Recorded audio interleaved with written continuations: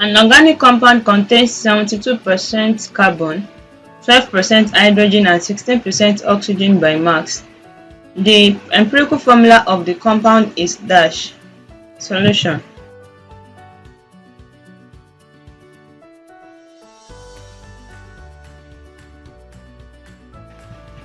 If you're yet to subscribe to this channel, kindly do that so as not to miss out on videos like this. Going back to the question, we are being asked to calculate the empirical formula of the compound, and the compound contains carbon, hydrogen and oxygen. So now from the question, we are not given the exact mass, that is, we are only given the percentage composition of the compound. And empirical formula is a formula of a compound that shows the lowest whole number of moles of the compound. That is, it shows the least possible number of atoms of each element present in the compound. Hence, to get empirical formula, we need to calculate the number of atoms of each element present in the compound. We can do this separately, and we can do this together as a whole to save time. And that's what we'll be doing here. That is, so we're calculating the number of the least possible number of atoms of carbon, hydrogen and oxygen present in the compound as a whole simultaneously. And to get that, the first thing to do is to know the number of moles of each of the elements present. So let's start. In a tabular form, here I have carbon, hydrogen, then oxygen.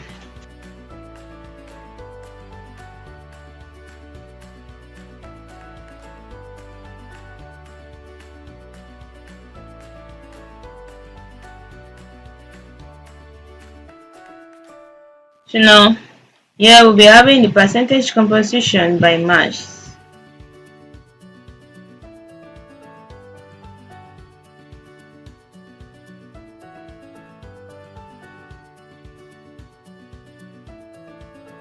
So for carbon, we have 72%. Now, this percentage composition by mass can be likened also to be the mass of the element, taking the whole mass of the compound to be 100 grams, since we are dealing with percentage. So if the whole mass of the compound is taken to be 100 grams, definitely 72% of carbon will contain 72 grams, will be 72 grams, hydrogen will be 12 grams instead, and oxygen too will be 16 grams. So for carbon, here we have 72, percentage composition is 72%, for hydrogen we have 12, and for oxygen we have 16.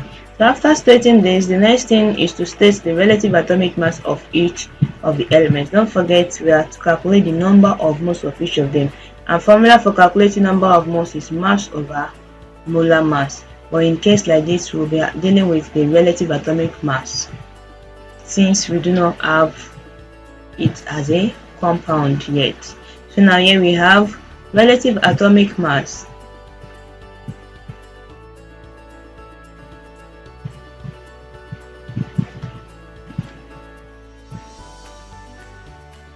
Unit as grams per mole. So for carbon is 12, hydrogen is 1, then oxygen is 16 as well. Number of moles now, the moles, given moles to be mass over atomic mass, we'll be having for hydrogen will be 12 divided by 1, for oxygen we'll be having 16 divided by 16. In calculating this,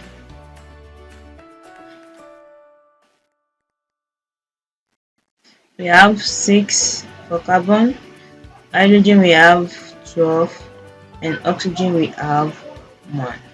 Now we've just gotten the number of moles, and don't forget that empirical formula shows the least possible ratio in which they can combine. So to get the simplest ratio, we'll be dividing by the smallest. I have 6, I have 12, and I have 1. So the smallest is 1. So if I'm dividing each of them by the smallest, which is 1, I will still have 6. Okay, let's put that. I actually wanted to skip that process before, but for other circumstances, let's just state it. Let's say divide by the smallest.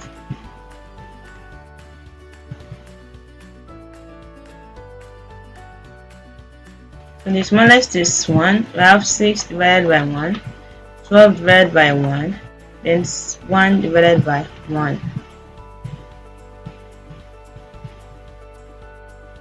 So my values after dividing by the smallest will then be the simplest ratio.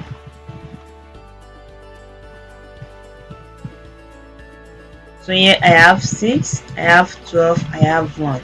That means the simplest ratio in which they can combine is 6 ratio 12 ratio 1. So this makes the empirical formula of the compound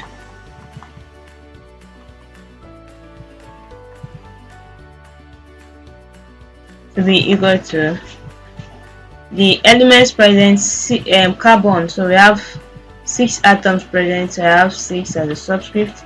Then for hydrogen we have 12, I have 12 here, and oxygen is 1, so the 1 there is insignificant. Then I now have C6, H12 and O as the empirical formula. It should be serving as the final answer to the question.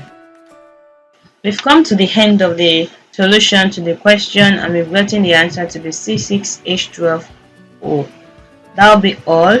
Do not forget to subscribe and also click on the notification bell so as to be notified as soon as new videos are being released. Your comments are also welcome. You can leave that in the comment section below. You can do well also to like and share these videos for others to benefit. Thank you.